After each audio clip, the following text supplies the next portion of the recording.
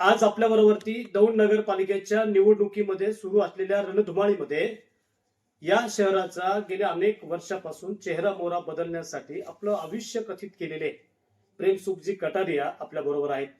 नागरी हित संरक्षण मंडळ या नावाने त्यांनी गेल्या निवडणुकीमध्ये स्वतःचं एक वेगळं स्थान निर्माण केलं होतं. त्या अगोदरच्या काळामध्ये अनेक पक्षांशी त्यांची युती असायची, अनेक पक्ष त्यांना बरोबर घेऊन काम करायचे आणि मग नगरपालिकेमध्ये एक कारभार केला जायचा. पण त्यांना त्यांचं स्वतःचं अस्तित्व नागरी हित संरक्षण मंडळ नावाने एक स्थापन केलं आणि गेली पंचवार्षिक निवडणूक त्यांनी काबीज केली. मित्रांनो, हा माणूस इथपर्यंत थांबलेला नाही. पूर्व इतिहासामध्ये जर याची गोष्ट लक्षात घेतली असता, या शहरासाठी सर्वाधिक जे उपक्रम राबवले, सर्वाधिक जे योगदान देणारे कोण असतील तर शहरातील प्रत्येक व्यक्तीला हे परिचित आहे, प्रेमसुखजी कटारिया. ते आज आपल्या बरोबर आहेत. निवडणुकीच्या पार्श्वभूमीवर त्यांचं आता स्वतःचं पॅनल सुद्धा आहे. त्यांनी स्वतःचं पॅनल उभं केलेलं आहे आणि या निवडणुकीमध्ये त्यांची आता काय भूमिका असणार आहे आपण त्यांच्याशी बातचीत करणार आहोत. शेठजी नमस्कार. तुमचं आवाज लोकशाहीमध्ये सहर्ष स्वागत आहे. दौंड नगरपालिकेची निवडणूक सुरू आहे. या निवडणुकीचा जो काही गाभा असेल तो विकासाचाच आहे आणि विकासाच्या नावाखालीच निवडणुका होतात. आता शहरामधल्या मागील कालखंडामध्ये विकासाच्या कामकाजासंदर्भातले काही प्रमुख मुद्दे रस्त्यावर आले. यामध्ये लोकांच्या हिताच्या मुद्द्यांवरती वादळ झालं आणि त्या वादळाची परिसीमा झाली आणि हे शहर विकासापासून वंचित आहे अशा स्वरूपाचा बोलबाला झाला. तुम्हाला काय म्हणायचंय? ही निवडणूक तुम्ही आता कुठल्या भूमिकेवर, कुठल्या प्रश्नांनी आणि कुठल्या आश्वासाने लढणार आहात? बाहेर जरी बोलबोला कसाही असला तरी दौंड शहराची रचना पाहिल्यानंतर आणि विकासाचा दृष्टिकोन नजरेसमोर घेतल्यानंतर एकतर नगरपालिका आर्थिकदृष्ट्या अत्यंत कमकुवत असताना ही कामं करणे म्हणजे तितकंसं सोपं नाही. परंतु शासनाचा पैसा विविध माध्यमातून मिळवून त्याद्वारे काम करण्याचं आम्ही सतत प्रयास करत आलो आणि त्याच दृष्टिकोनातून दौंड शहर विकसित कसा होईल असा प्रयत्न या ठिकाणी केला. परंतु साधारण समाजाच्या हे लक्षात येत नाही किंवा शासनाच्या सुद्धा कदाचित लक्षात येत नसावं की एका बाजूला नदी, मध्ये शहर, त्याच्यानंतर पुन्हा रेल्वे, त्याच्यानंतर पुन्हा शहर, त्याच्यानंतर पुन्हा SRP आणि त्याच्यानंतर पुन्हा शहर आणि फॉरेस्ट अशा परिस्थितीमध्ये व्यापलं गेलेलं शहर, त्यामध्ये स्वमालकीची जागा अजिबात नसताना देखील या ठिकाणची कामं आपण सतत मार्गी लावत राहिलो. शासनाचा असणारा सहकार्याचा भाग आणि त्यामध्ये आमच्या तालुक्याचे आमदार आत्ताच्या या गेल्या 5 वर्षामध्ये किंवा 7 वर्षामध्ये टोटल जवळपास त्यांच्याकडनं झालेली मदत ही प्रचंड प्रमाणामध्ये शासकीय मदत मिळवून घेण्यात त्यांचा हात राहिला. त्यामुळे शासनाची मदत मिळाली. वेगवेगळ्या माध्यमातून जागा हातात ताब्यात घेतल्याशिवाय आपण इथं थांबूया. शेठजींना त्यांनी अतिशय महत्वाचा मुद्दा मतदारांना तुमच्या समोर प्रकट करण्याचा प्रयत्न केलाय. हे शहर संकुचित जागेमध्ये वसलेलं आहे. या शहराची भौगोलिक परिस्थिती पाहता अडचणीचा विषय आहे. एका बाजूला SRP, रेल्वे, नदी आणि फॉरेस्ट अशा कोंडीमध्ये असणाऱ्या या शहराच्या विस्तारीकरणासाठी ही नगरपालिका आर्थिकदृष्ट्या तेवढी सक्षम सुद्धा नाही असं त्यांनी आता तुम्हाला सांगितलेलं आहे आणि आपणही त्याच्यावरच बोलूया. ही नगरपालिका आर्थिकदृष्ट्या सक्षम नाही असं सांगितल्यानंतर इथल्या प्रशासकीय कामकाजाचा प्रश्न हा तोकडा राहणार याबद्दल खेद नाही. सरकारनं याकडे गांभीर्यानं पाहिलं पाहिजे असं यांचं मत आहे आणि सरकार असं गांभीर्यानं का पाहत नाही अशी शंका सुद्धा आहे. आणि यांचं मत असं आहे की या शहराचा विकास करताना आता स्थानिक आमदार यांना मदत करतात. गेले 7 वर्ष झालं त्यांच्याकडून त्यांना भरीव मदत होते आणि चेहरा बदलण्याचा जो प्रयास आहे तो त्यांचा चालू आहे. पण आपण त्यांच्या पुढे काही महत्वाच्या प्रश्नांची एक उकल करूया. आपण त्यांच्या पुढे बातचीत करूया. शेठजी, आपल्याकडे हा विषय असा झालेला आहे की इथल्या कचऱ्याच्या टेंडरसाठी ग्रामीण भागातल्या लोकांपर्यंत विवाद ऐकण्यास आले. ते न्यायालयीन कामकाजापर्यंत गेले. इथल्या मोकाट जनावरांचा प्रश्न गेल्या अनेक वर्षापासून इथल्या वाहतुकीचा त्रास करतात. भटक्या कुत्र्यांचा कळवण इथल्या वाहनांच्या पाठीमागे जाऊन अनेकांना चावा घेतल्याचे प्रश्न निर्माण झालेले आहेत. हे सगळं सांगण्याचं कारण काय आहे की शहर आणि समस्या ह्या दोन्ही एका रस्त्यानं चाललेले आहेत. निपटणाराला आणि त्याच्यात बदल करणाऱ्याला त्रास होतो, आपण मान्य करूया. पण अतिशय ज्वलंत आणि महत्वाचे प्रश्न आहेत, याकडे गांभीर्यानं का बघितलं गेलं नाही? नगरपालिका या गोष्टीकडे निश्चितपणानं लक्ष देऊ पाहते. त्याच्यामध्ये कुठेही त्रुटी असण्याचं कारण नाही. परंतु शासनाच्या नियमानुसार पूर्वी कुत्र्यांना मारण्याचं साधन असायचं. आता कुत्री पकडायची आणि दुसरीकडे नेऊन सोडायची, किंवा जर जनावरांसाठी कुठंतरी त्यांची सोय असेल तर त्या ठिकाणी ठेवायची. याशिवाय दुसरा पर्याय नसतो. परंतु मोकाट जनावर प्रचंड मोठ्या प्रमाणामध्ये असल्यामुळं हे सगळ्याच गावात घडतंय. दौंड शहरातच असे नव्हे, सगळीकडेच घडतंय. आणि त्यामुळं थोडीशी विल्हेवाट लावणं अडचणीचं भासतंय. या ठिकाणावरनं त्यांना ताब्यात घ्यायचं आणि दुसरीकडे नेऊन सोडायचं. तर त्या दुसऱ्या गावाला सुद्धा उपद्रव होतोय. परंतु त्याची विल्हेवाट लावण्याची कुठलीही साधनं शासनाकडनं अजूनपर्यंत निर्माण झालेली नाही. मोकाट जनावर पकडत असताना टेंडर सिस्टीम मध्ये जात असताना त्याला पैसा सुद्धा भरपूर जातो आणि जनावरे एकाच वेळेस सगळी मिळतात असं नाही, तर सतत हे काम चालूच राहतंय. त्यामुळे थोडासा अडचणीचा भाग नगरपालिकेलाही राहतोय आणि नगरपालिका त्या कोणाचं काम करण्यासाठी अडचण दाखवत असते. परंतु शक्य तेवढे प्रयत्न या ठिकाणी मोकाट जनावर किंवा कुत्री हलवण्याचं काम नगरपालिका करण्याचा प्रयास निश्चितपणाने करतात. सेठींनी आता सांगितलेलं आहे, कटारिया साहेब असे म्हणतात की हा सगळा प्रश्न सोडवण्यासाठी आम्ही यथोचित प्रयत्न करतोय, पण आर्थिक तरतूद आणि प्रशासनाकडील जे कायदे सुव्यवस्थेचे विषय आहेत ते ह्याच्यामध्ये मॅच करावं लागतात, ते बरोबर घेऊन चालावं लागतात. आणि यामुळे अशा घडामोडीकडे काम करताना म्हणावं इतका त्याला जास्त फ्लो मिळत नाही किंवा ते प्रखरतेनं करता येत नाहीत. पण सेठ, आपण असंही म्हणू, कटारिया सेठना हा प्रश्न विचारू की या शहराची भौगोलिक रचना कशीही जरी असली तरी या शहराचं व्यापारीकरण एकेकाळी तालुक्याच्या गावामध्ये लक्षवेधी होतं. कारण इथल्या जंक्शन मध्ये असणारे कर्मचारी असतील, एसआरपीचे लोक असतील आणि गावागावातून येणारे लोकांचे लोंढे या शहराची मार्केटसाठी महत्वाचे मुद्दे असायचे. आता ते पूर्णपणे कमी होत चाललेत. इथला शहरातला व्यापारी पुण्यासारख्या आणि बारामती सारख्या शहराकडे स्थलांतरित करतोय. तर नक्की व्यापारासाठी अडचण काय झालेली आहे, व्यापाऱ्यांच्या समस्या नक्की कशामुळे आहेत आणि इथला व्यापारी बाहेर का जाऊ लागलेला आहे, याबद्दल आपण काय म्हणू शकता? याच्यामध्ये परिस्थिती अशी आहे, दौंड शहर हे पुणे शहराशी निगडीत आहे. बारामती देखील जवळ आहे. पुणे हे व्यापाराच्या दृष्टिकोनातून अतिशय महत्वाचं स्थान आहे. अपडाऊन करणारी लोक जवळपास 10 ते 12,000 लोक रोज अपडाऊन करतात आणि त्यामुळं पुण्यावरनं स्वस्ताईच्या दृष्टिकोनातनं आणि हव्या ज्या वस्तू मिळत असल्यामुळं अपडाऊन मध्ये एकतर पुणे मार्केट जवळ पडतं आणि त्यामुळे ही कामं केली जातात. दौंड शहरामधली परिस्थिती वेगळ्या स्वरूपातली आहे. आपल्याला माहिती असेल, पूर्वी 6,000 कर्मचारी रेल्वेमध्ये कामाला होती. त्यावेळेस कोळशाचे इंजिन होते आणि कोळशाच्या इंजिनाद्वारे त्या वेळेसचा कर्मचारी जवळपास चतुर्थ श्रेणीतला होता आणि तो स्थायिक राहिल्यामुळे अपुऱ्या पैशामध्ये शिक्षण आणि व्यापार ह्या सगळ्याची सांगड बसवणं तितकंच सोपं राहिलं नाही. आणि म्हणून साठी शहराची वाढ होण्याच्या दृष्टिकोनातनं आवश्यक गरज किंवा आर्थिक बाजू ही कमकुवत राहिली आणि कमकुवत राहिल्यामुळे हा प्रॉब्लेम निर्माण झाला. परंतु शहराची बाजारपेठ वाढवण्याच्या दृष्टिकोनातनं आम्ही आमच्या दृष्टिकोनातनं वेगवेगळे प्रयास करतो. जसं सिद्धटेकचा पूल झाल्यामुळे तिकडची वाहतूक इकडे चालू झाली. आता दौंड गार सुद्धा पूल चाललेला आहे, काम चालू आहे त्याचं. ते झाल्यानंतर श्रीगोंदा तालुक्यातली वर्दळ दौंड तालुक्यामध्ये होईल आणि जास्तीत जास्त बाजार कसा वाढेल किंवा व्यापारी पेठ कशी वाढेल अशा दृष्टिकोनातनं या ठिकाणी प्रयास निश्चितपणानं चाललेले आहेत. यथायोग्य आर्थिक परिस्थितीमुळे थोडंसं व्यापारीकरण कमी होत गेलेलं होतं, परंतु निश्चितपणानं आता ते व्यापारीकरण वाढेल असा आत्मविश्वास आम्हाला स्वतःलाही वाटायला लागलो. शहराच्या दृष्टिकोनातनं थोडेसे शॉपिंग कॉम्प्लेक्स वगैरे जागा उपलब्ध नसल्यामुळं तसं होत नाही.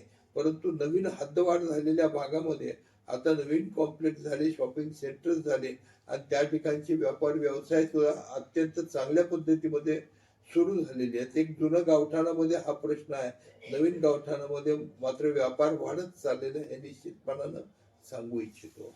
व्यापार आणि व्यापाराची परिस्थिती त्याच्या अडचणी आणि त्यांची सोडवणूक या विषयावरती त्यांनी जे विश्लेषण केलेले आहे त्यातील काही व्यापाऱ्यांचे प्रश्न आपण त्यांच्यापुढे मांडू. आपण ज्यावेळेस व्यापाऱ्यांची चर्चा केली त्यावेळेस त्यांनी असं सांगितलं, या शहरातील पार्किंगचा प्रश्न म्हणजे आमच्या ग्राहकाची समस्या आहे. दारापुढेच पार्किंगसाठी गाड्या उभ्या असतात, त्यामुळे बाहेरून येणाऱ्या व्यक्तीला ती गाडी परत पार्क कुठं करावी हा प्रश्न होतो. त्यामुळे ग्राहक गाडी पार्किंगची सोय नसल्या कारणानं त्याची इच्छा असताना सुद्धा दुकानात येऊ शकत नाही. दुसरी एक महत्वाची बाजू अशी आहे की इथला बाहेरगावचा जो ग्राहक पूर्वी यायचा त्या बाहेरगावच्या ग्राहकाला इथे साधी लघुशंकेची सोय नाही. गेल्या अनेक वर्षाचा हा यथोचित प्रश्न कधी सुटलाच नाही. आणि मग ज्या नागरिकांना महत्वाच्या सुविधा असतात, जो नागरिक ग्रामीण भागातून व्यापारासाठी किंवा खरेदीसाठी इथे येतो, त्याच्या ह्या प्राथमिक गरजा जर पूर्ण झाल्या नसतील तर ते लोक येणारा टाळाटाळ करतात, असाही काही आरोप यांचा व्यापाऱ्यांचा आहे. तर मला असं सांगायचं आहे की या शहरामध्ये गेल्या अनेक वर्षाचं हे सर्वात महत्वाचं दुखणं पार्किंग आणि लघुशंकेसाठी असणाऱ्या गोष्टीचे आहे. तर हे इतक्या दिवसाचं प्रकरण अद्यापपर्यंत का सोडवलं गेलं नाही किंवा ह्याची काय अडचण आहे नक्की? यामध्ये अडचण कुठलीही नाही. पार्किंगच्या दृष्टिकोनातून नगरपालिकेने रस्त्याच्या कडेला पूर्वी रस्ते कच्चे असायचे, मातीचे असायचे, त्यामुळे पार्किंगसाठी केलेल्या निशाण्या सगळ्या बुजून जायच्या. त्यामुळे लोक येऊन गाड्या दुतर्फा कसेही लावून टाकायचे. आता रिसेंटली सगळे रस्ते आमदारांच्या प्रयत्नातनं शासनाने दिलेल्या निधीतनं मुख्य रस्ते हे कॉन्क्रीटचे झालेले आहेत आणि त्या दृष्टिकोनातनं त्या ठिकाणी त्याचे पट्टे सुद्धा पार्किंगच्या साठी निर्माण केलेले आहेत. आणि पोलिसांना देखील आपण सूचना केलेली की त्या ठिकाणी पार्किंगची एकतर्फी जरी सोय झाली तरी हरकत नाही. पोलिसांनी सहकार्य केलं तर हा प्रश्न सुटू शकेल. दुसरा एक सगळ्यात महत्वाचा प्रश्न आहे, मी सुरुवातीला सांगितले जागेचा अभाव आहे.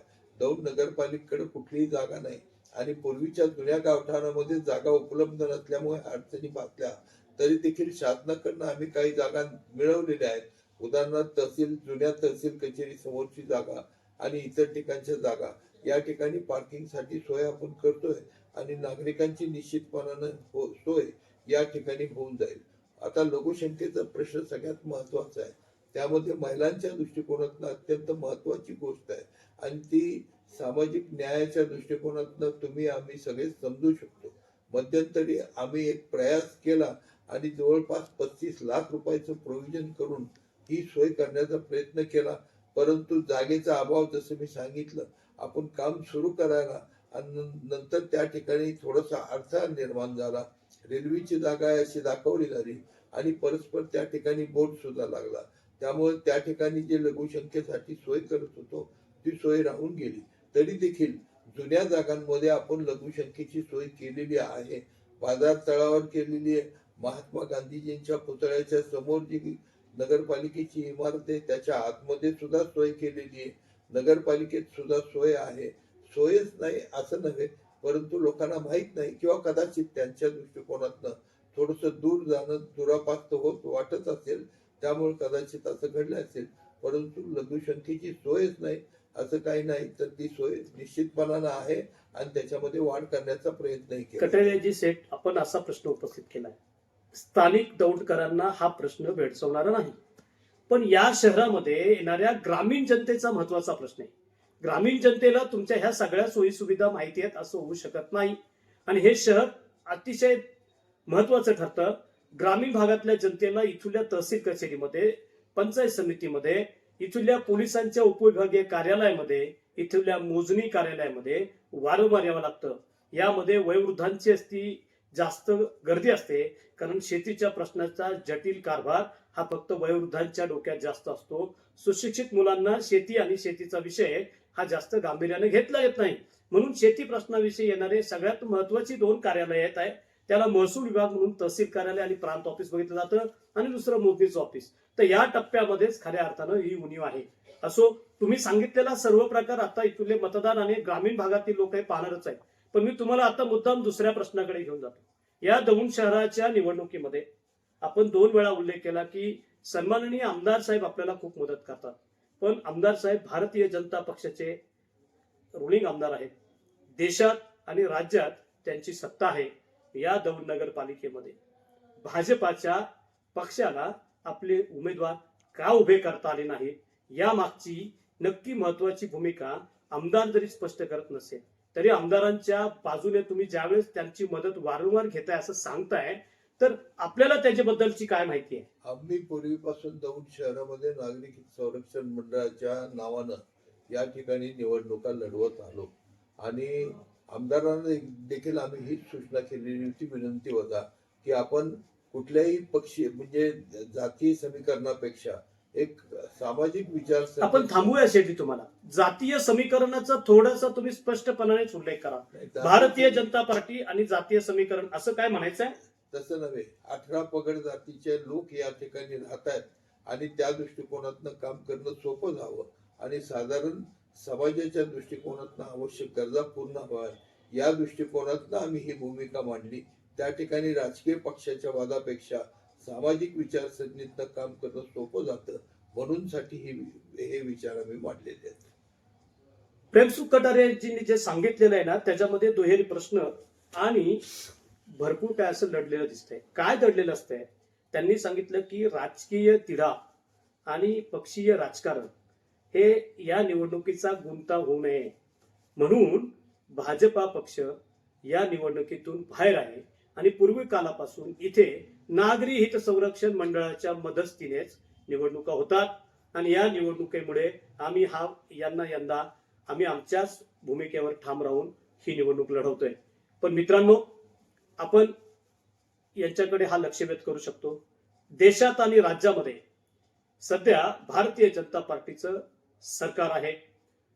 आपल्या काही अंतरावरती सोलापूर जिल्ह्यामध्ये अनगर नगर परिषद नावाची एक निवडणूक आता झाली. या अनगर नगर परिषदेचे सर्व कारभारी हे राष्ट्रवादी काँग्रेस पक्षाचे पदाधिकारी होते आणि प्रथमच त्यांनी भाजप पार्टीमध्ये आपलं पक्ष स्थलांतर केलं आणि पक्षाच्या जीवावरती सर्व जागा बिनविरोध निवडून आणल्या. की जो माणूस, जी पार्टी, जे कार्यकर्ते काही दिवसापूर्वी भाजप पार्टीत जातात आणि भाजप पार्टीचं पक्षाचं तिकीट घेऊन नगर परिषद आपल्या नावाने विजयी करतात, पार्टीचं नाव उल्लेख करतात, कमळ चिन्ह दाखवतात आणि दौंडमध्ये मात्र ही गोष्ट अपवादात घडते. त्याच्यामुळे ही चर्चा बाहेर वेगवेगळ्या स्वरूपाने होते. पण त्याचा खुलासा शेठजीने केलेलाच आहे. आपण या बाबतीत आमदार कुल यांच्याशी बोलणार आहोत, पण ते आता सध्या तरी आपल्याकडे नाहीयेत. वेळ मिळाल्यास आपण त्यांच्याशी बोलू. मी शेवटचा एक प्रश्न करतो. ही दौंड नगर परिषदेची निवडणूक तुम्ही मतदारांसाठी कुठलं आव्हान देणार आणि कुठल्या विषयावरती नगरपालिकेच्या मतदारांना आव्हान करून विजयी करण्यासाठी आपली त्यांना एक हाक असणार आहे? दौंड शहराच्या दृष्टिकोनातनं नजरेसमोर एक विजन ठेवण्याचा प्रयास आम्ही केलेला आहे की विकासाच्या दृष्टिकोनातनं आवश्यक गरजा जेवढ्या शक्य असतील त्या आपण पूर्ण करायच्या. आता नवीन आराखडा तयार होईल आणि त्या आराखड्यामध्ये काही जागा आरक्षित करण्याचा प्रयत्न आपण निश्चितपणानं करणार आहोत. त्या जागांमध्ये विविध गोष्टी आवश्यक ज्या गरजा आहेत त्या गरजा पूर्ण करण्याच्या दृष्टिकोनातून आपण प्रयत्न या ठिकाणी करण्याचा प्रयास ठेवलेला आहे. आता सध्या सुद्धा आपण उदाहरणार्थ ज्या गोष्टींची आवश्यकता आहे त्यापैकी बऱ्याचशा गोष्टी या ठिकाणी आपण पूर्ण केलेल्या आहेत.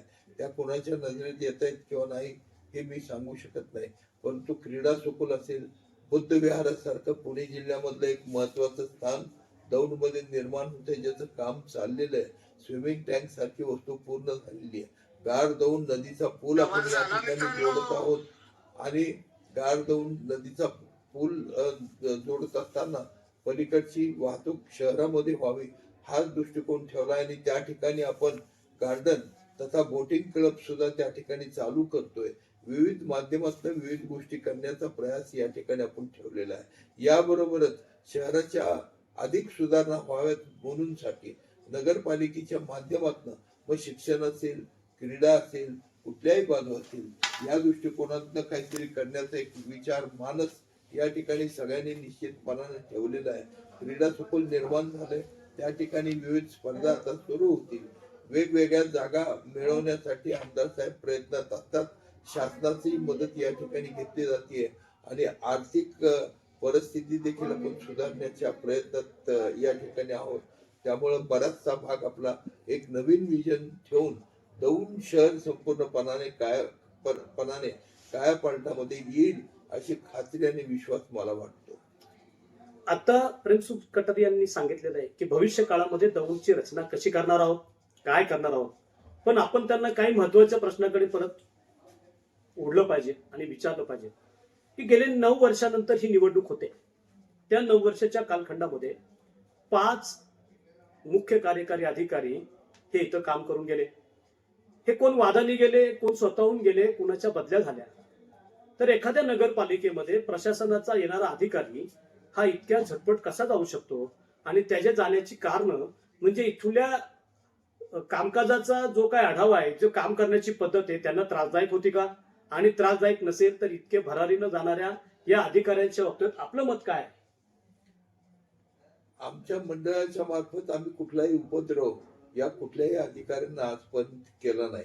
आणि ज्यावेळेस प्रशासन नगरपालिका बरखास्त झाल्यानंतर प्रशासन आल्यानंतर त्यांना संपूर्ण अधिकार हे मुख्याधिकारी, प्रांत आणि कलेक्टर साहेबांकडे असल्यामुळं आमचा संबंध किंवा आम्ही त्यांच्या बदल्या करण्यामागचा हेतू किंवा आकर्ष ठेवण्याचा प्रश्न उद्भवत नाही. 5 कार्यकारी अधिकारी ज्यावेळेस बदलून गेले त्याबद्दलचा त्यांनी खुलासा केलेला आहे.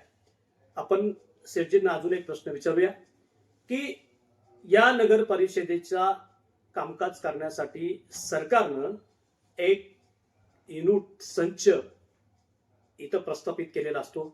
त्याच्यामध्ये बांधकाम विभाग असेल, आरोग्य विभाग असेल, पाणी विभाग असेल, ह्या सर्वांवरचा देखरेख करणारा मुख्य सचिव म्हणून काम करतो. पण या शहरातील बांधकामाचे अनेक ठेके सार्वजनिक बांधकाम उपविभागाकडे वर्ग केले जातात आणि असे केलेले आहेत. हे सर्वश्रुत आहे. तर शहरामध्ये ही बांधकामं करणारी यंत्रणा या नगरपालिकेमध्ये सक्षम नाहीये का? तुम्हाला काय म्हणायचं याबाबत? नगरपालिका सगळ्याच गोष्टीत सक्षम असते, परंतु अधिकारी किंवा जे संबंधित लोक असतील ते कामसू असायला हवेत, जेणेकरून निधी उपलब्ध होतोय आणि त्या निधीचा योग्य उपयोग लवकरात लवकरांनी वेळेच व्हावा ही आमची त्या ठिकाणची भूमिका असते. आणि त्याच दृष्टिकोनातून आम्ही पिच्छा पुरवतो की ही कामं लवकरात लवकर नगरपालिकेने करावीत. परंतु त्या दृष्टिकोनातून झाली नसतील आणि शासनाकडे कदाचित तशा पद्धतीच्या सूचना गेलेल्या असतील आणि त्यापोटी कदाचित बदल्या झाल्या असतील किंवा त्यांना काम करण्याच्या सूचना असतील तर सांगता येत नाही. परंतु सार्वजनिक विभाग, बांधकाम विभाग हा शासकीयच आहे आणि त्याच्या माध्यमातून लवकरात लवकर काम व्हावी ही भूमिका कदाचित शासनाची असेल आणि म्हणून त्या वेळेस त्या अधिकाऱ्यांनी तसे प्रस्ताव केले असतील तर माहित नाही. कटारेजी मुद्दामून लक्ष वेधू इच्छितो. अनेक वेळा वर्तमानपत्र आणि सोशल मीडिया असेल, प्रसार माध्यम असतील, या ठिकाणी बिहार सारख्या राज्यामध्ये काम करण्याच्या आधी बांधकाम कोसळण्याचे चित्र अनेक वेळा प्रकाशित झाले. दौंडच्या सार्वजनिक बांधकाम खात्याचा सुद्धा असा एक प्रताप इथं घडला. गार दौंड रस्त्याच्या नदीवरती ब्रिजचं काम चालू आहे. त्या ब्रिजचं काम पूर्ण होण्याच्या अगोदरच 2 त्याचे खांब ते वाकडे झालते, थोडक्यात कोसळण्याच्या तयारीत होते आणि नंतर ते काढण्यात आले. त्याच्यात वेगवेगळ्या स्वरूपाचं त्या विभागानं काय म्हणणं दिलं असेल, कारण ते सर्वसामान्य नागरिकांपर्यंत आलेलं नाही. पण शहरातल्या कामकाजामध्ये प्रशासनाचा तो एक भाग आहे, त्यांच्याकडून झालेला तो हलगर्जीपणा आहे, हे आपण म्हणलं तर चुकीचं ठरणार नाही. मी मुद्दामून तुम्हाला सांगतो, तुमच्याकडे फिश मार्केटची इमारत तुमच्या ह्या नगर परिषदेच्या अधिकाऱ्यांनी पटकन बांधली. तुमच्याकडे ते कत्तलखाना म्हणतात त्याला, त्याचं नाव दुसरं मी आता थोडंसं विसरलोय, सॉरी. तर त्याची इमारत तुमच्याकडे झाली. तुमच्याकडे पोहण्याचा तलाव उत्तम बांधला गेला. मग तुमच्याकडे काम करणारी यंत्रणा असताना सार्वजनिक बांधकाम खात्याची इथं एंट्री झाली, यावरून नागरिकांमध्ये वेगवेगळ्या स्वरूपाचे प्रश्न होते. म्हणून मी आपल्याला कदाचित तिकडे ओढून गेलो. असो, तुम्ही या नगरपालिकेच्या मतदारांना जे आव्हान केलेलं आहे त्या आव्हानाच्या अनुषंगानं मतदार तुम्हाला साथ देतील अशी अपेक्षा या निमित्ताने करूया. तुम्ही आवाज लोकशाहीमध्ये आलात, भेटलात, मन मोकळेपणाने बोललास, आम्ही तुमचे आभार व्यक्त करतो. धन्यवाद. Thank you very much.